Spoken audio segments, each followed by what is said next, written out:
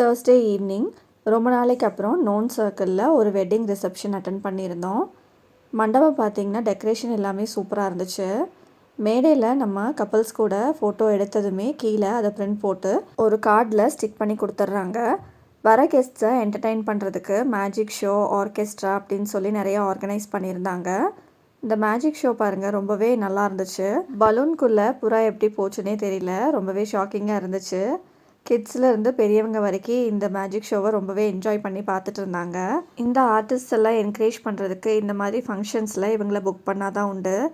ஏன்னா இதுதான் இவங்களோட ஆக்குபேஷன் இல்லையா. ஃபுட்டு பார்த்திங்கன்னா நிறைய ஐட்டம்ஸ் வச்சுருந்தாங்க. ஸ்வீட்ஸில் ஸ்டார்ட் பண்ணி starters, dosa counter, live appam counter, இந்த வெஜிடபிள் கார்விங்ஸ் எல்லாமே தனியாக ஒரு டேபிளில் டிஸ்பிளே பண்ணியிருந்தாங்க. கிட்ஸை என்டர்டெயின் பண்ணுறதுக்கு மிக்கி மவுஸ் மாதிரிலாம் ட்ரெஸ் பண்ணி சுற்றிட்டு இருந்தாங்க. 360 டிகிரி கேமரா, பலூன்ஸ் அப்படின்னு சொல்லி அந்த ஈவினிங் ரொம்பவே நல்லா போச்சு.